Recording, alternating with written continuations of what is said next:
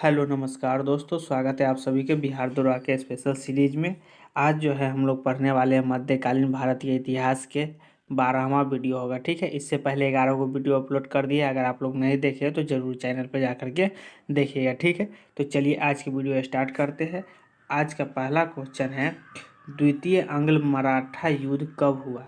द्वितीय आंग्ल मराठा युद्ध जो है वो कब हुआ था, तो 1803 से 1805 ईस्वी में हुआ था। तो आपको ध्यान में रखना है। ठीक है, उसके बाद नेक्स्ट क्वेश्चन यहाँ पे है कि किस संधि के प्रति मराठा सरदारों में रोष ही द्वितीय आंग्ल मराठा युद्ध का कारण बना।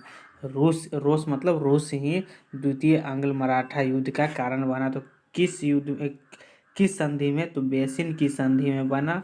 और कब हुआ था बेसिन की संधि, तो 1802 ईस्वी में हुआ था। तो ये बात भी आपको ध्यान में रखना है। ठीक है, चलिए नेक्स्ट क्वेश्चन है यहाँ पे कि द्वितीय आंग्ल मराठा युद्ध के समय मराठा पेशवा कौन था। मराठा पेशवा जो है वो कौन था, तो बाजीराव द्वितीय आपका करेक्ट आंसर हो जाएगा। ठीक है, तो बाजीराव द्वितीय आपको ध्यान में रखना है। उसके बाद नेक्स्ट क्वेश्चन यहाँ पे है कि द्वितीय आंग्ल मराठा युद्ध के प्रथम चरण में अंग्रेजों ने किस मराठा सरदारों की संयुक्त सेना को बुरी तरह पराजित कर दिया। यानी कि किस किस द्वितीय सॉरी यहाँ पे द्वितीय आंग्ल मराठा युद्ध के प्रथम चरण में अंग्रेजों ने किन मराठा सरदारों को बुरी तरह पराजित कर दिया। तो आपका करेक्ट आंसर हो जाएगा दौलत राव सिंधिया और रघुजी भोसले। ये दोनों को जो है पराजित कर दिया था बुरी तरह। तो आपको ध्यान में रखना है दौलत राव सिंधिया और रघुजी भोसले। ठीक है, उसके बाद नेक्स्ट क्वेश्चन है 1802 ईस्वी में हुई किस संधि द्वारा द्वितीय आंग्ल मराठा युद्ध के प्रथम चरण समाप्त हो गया। यानी कि 1802 ईस्वी में हुई किस संधि के द्वारा जो है द्वितीय आंग्ल मराठा युद्ध जो है समाप्त हो गया। तो देवगांव की संधि जब हुआ था उस समय जो है द्वितीय आंग्ल मराठा युद्ध समाप्त हो गया था। तो आपको ध्यान में रखना है कि देवगांव की संधि के समय में। उसके बाद नेक्स्ट क्वेश्चन है, आपको ऐसे भी पूछ सकता है कि देवगांव संधि जो है कब हुआ था, तो 1802 ईस्वी में हुआ था। तो ये बात भी आपको ध्यान में रखना है। ठीक है, उसके बाद नेक्स्ट क्वेश्चन है कि तृतीय आंग्ल मराठा युद्ध कब हुआ। तृतीय आंग्ल मराठा युद्ध कब हुआ, तो 1817 से 1818 ईस्वी में हुआ तृतीय आंग्ल मराठा युद्ध। तो ये बात आपको ध्यान में रखना है। ठीक है, चलिए नेक्स्ट क्वेश्चन की ओर चलते हैं। नेक्स्ट क्वेश्चन है आपका यहाँ पे कि तृतीय आंग्ल मराठा युद्ध के दौरान तृतीय आंग्ल मराठा युद्ध के दौरान अंग्रेजों तथा मराठों के बीच नागपुर की संधि ग्वालियर की संधि नागपुर की संधि और ग्वालियर की संधि जो है, उसके बाद पूना की संधि और मंदसौर की संधि। नागपुर की संधि और ग्वालियर की संधि पूछेगा तो 1816 से 1817। अगर आपसे पूछेगा कि पूना की संधि तथा मंदसौर की संधि, तो 1817 से 1818 में हुआ था। ठीक है, तो ये बात दोनों क्वेश्चन एक ही जगह पे दिया गया है, तो आपको ध्यान में रखना है। ठीक है, नागपुर और ग्वालियर की संधि 1816 से 17 और पूना तथा मंदसौर की संधि 1817 से 1818। चलिए उसके बाद यहाँ पे नेक्स्ट क्वेश्चन है कि जहांदार शाह को अपदस्थ कर कौन दिल्ली के सम्राट बन बैठा, जिसे मुगल वंश की घृणित कायर भी कहा गया। मुगल वंश की घृणित कायर कहा गया किसे, तो फर्रुख सियार को जो है मुगल वंश के घृणित वंश कहा गया। घृणित मतलब कि सम्राट कहा गया। तो आपको ध्यान में रखना है फर्रुख सियार जो है मुगल वंश से थे। ठीक है, तो इस आपको ध्यान में रखना है। उसके बाद यहाँ पे नेक्स्ट क्वेश्चन है कि तख्ते ताऊ मयूर सिंहासन पर बैठने वाला अंतिम मुगल शासक कौन था। तो मुगल शासक पर बैठने वाला अंतिम जो है यहाँ पे तख्ते ताऊ मयूर सिंहासन पर बैठने वाला अंतिम मुगल शासक कौन था। मयूर सिंहासन पर बैठने वाला अंतिम मुगल शासक कौन था, तो मोहम्मद शाह आपका यहाँ पे करेक्ट आंसर हो जाएगा। तो इसको ध्यान में रखना है। उसके बाद चलिए नेक्स्ट क्वेश्चन की ओर चलते हैं। नेक्स्ट क्वेश्चन है यहाँ पे कि मुगल साम्राज्य पर औरंगजेब के बाद सबसे लंबी अवधि यानी कि लगभग 46 वर्ष तक शासन करने वाला शासक कौन था। तो सबसे लंबे समय तक जो है मुगल साम्राज्य पर शासन कौन किया था? वो सबसे ज़्यादा तो औरंगजेब किया था, लेकिन उसके बाद कौन किया था? तो शाह आलम द्वितीय ने किया था। शाह आलम द्वितीय को आपको ध्यान में रखना है, ठीक है। उसके बाद नेक्स्ट क्वेश्चन है कि किस मुगल बादशाह के शासनकाल में 1803 ईस्वी में अंग्रेजों ने दिल्ली पर कब्जा कर लिया था? अंग्रेजों ने दिल्ली पर कब्जा कर लिया था, तो किसके शासनकाल में किया था? तो शाह आलम द्वितीय के शासनकाल में ही अंग्रेजों जो है दिल्ली पर शासन कर लिया था। तो ये बात आपको ध्यान में रखना है। उसके बाद नेक्स्ट क्वेश्चन है कि पानीपत के तृतीय युद्ध के समय मुगल बादशाह कौन था? पानीपत के जिस समय तृतीय युद्ध हुआ था, तृतीय युद्ध कब हुआ था? तो 1761 ईस्वी में हुआ था। तो ये बात भी आपको ध्यान में रखना है, ठीक है। आपसे पूछ सकता है कि पानीपत के तृतीय युद्ध कब हुआ था? तो पानीपत के तृतीय युद्ध के समय मुगल बादशाह कौन था? तो शाह आलम द्वितीय था मुगल बादशाह। तो ये आपका करेक्ट आंसर हो जाएगा, इसको ध्यान में रखना है, ठीक है। चलिए नेक्स्ट क्वेश्चन की ओर चलते हैं। नेक्स्ट क्वेश्चन है यहाँ पे कि भारत में सर्वप्रथम जजिया कर किस शासक ने लगाया? जजिया कर कहने का मतलब टैक्स, ठीक है। टैक्स जो है सर्वप्रथम भारत में किसने लगाया था? तो मोहम्मद बिन तुगलक ने लगाया था। तो मोहम्मद बिन तुगलक आपका यहाँ पे करेक्ट आंसर हो जाएगा, तो इसको ध्यान में रखिएगा, ठीक है। सबसे पहले यही भारत में जो है जजिया कर यानी कि टैक्स लगाए थे। उसके बाद नेक्स्ट क्वेश्चन है कि भारत पर आक्रमण करने वाला पहला मुस्लिम शासक कौन था? भारत पर आक्रमण करने वाला पहला मुस्लिम शासक कौन था?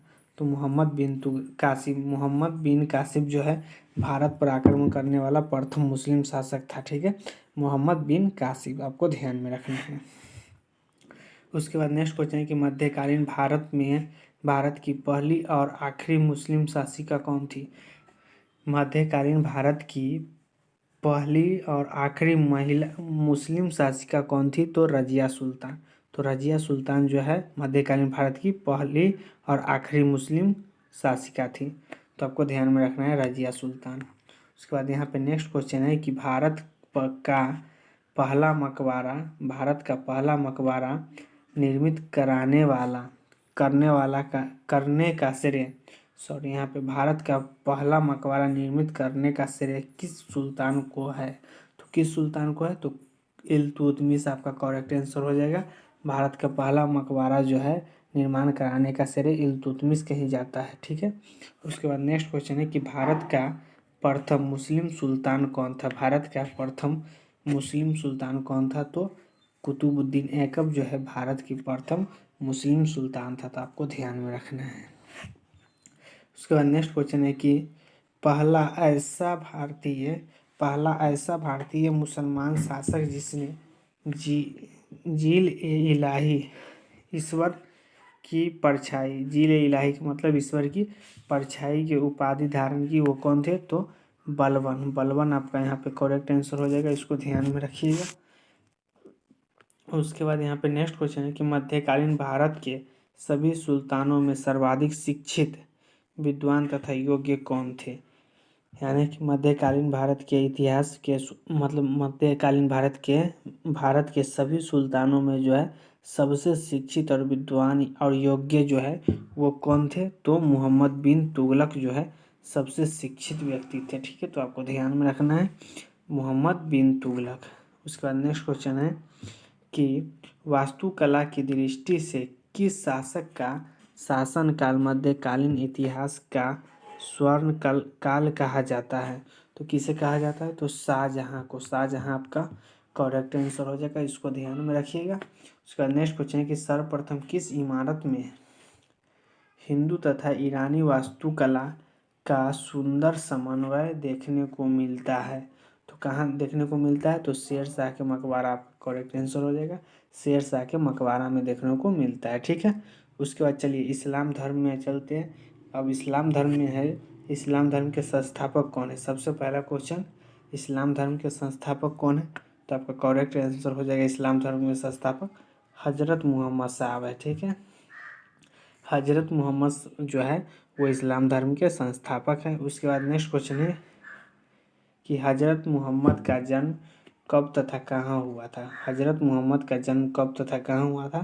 तो 570 ईस्वी में हुआ था और मक्का में हुआ था। मक्का में हुआ था हजरत मोहम्मद का जन्म, ठीक है। तो ये बात आपको ध्यान में रखना है। उसका नेक्स्ट क्वेश्चन है कि हजरत मोहम्मद का जन्म किस वंश में हुआ था। तो किस वंश में हुआ था, तो कुरैश के बानु हारिम में, कुरैश के बानु हाशिम में हुआ था।